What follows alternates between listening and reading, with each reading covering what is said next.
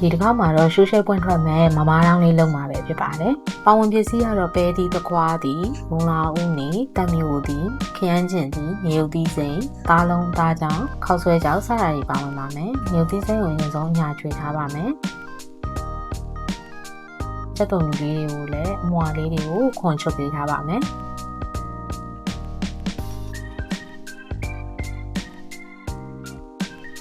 မုံလာဦးနီလေးတွေကိုတင်ပြီးတော့မှခွန်ချုပ်ပေးထားပါမယ်။ပြီးသွားရင်တော့ပပလေးတွေချစ်ပေးထားပါမယ်။ပြီးရင်တော့ပဲသီးလေးတွေကိုလည်းရွယ်တော်လေးတွေလှီးပေးထားပါမယ်။အမျိုးသီးလေးတွေလည်းချမ်းပေးထားပါမယ်။ခရမ်းကျင်သီးလေးတွေကိုလည်းပပလေးတွေလှီးပေးထားပါမယ်။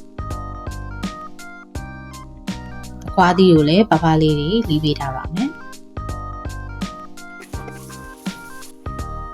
ပြီးရင်တော့ကြက်သွန်ပြူနဲ့ငရုတ်သီးစိမ်းကိုလှော်ပေးထားပါမယ်။အောက်ဆွဲလေးတွေကိုလည်းပြုတ်ပေးထားပါမယ်။အသားလုံးသားချောင်းလေးကိုလည်းပြုတ်ပါမယ်။ပြီးရင်တော့အသားလုံးသားချောင်းလေးတွေကိုပိုင်းပြီးလှီးပေးထားပါမယ်။ချက်တုံပြူနဲ့ငရုတ်သီးစိမ်းကိုထောင်းပေးပါမယ်။မုံလောင်းနီချစ်ထားလေးထည့်မယ်။သခွားသီးထည့်မယ်။ပဲသီးထည့်ပါမယ်။ချက်သားမုတ်လေးထည့်ပါမယ်။ပြီးရင်တော့တကြားလေးနည်းနည်းထည့်ပါမယ်။ငရုတ်သီးလှော်မုတ်ထည့်ပါမယ်။ရိုးရငပိရီထည့်ပါမယ်။တမျိုးသီးညှစ်ထည့်ပါမယ်။သားလုံးသားချောင်းလေးကလေးထည့်ပါမယ်။ပြီးရင်တော့ခောက်ဆွဲထည့်ပါမယ်။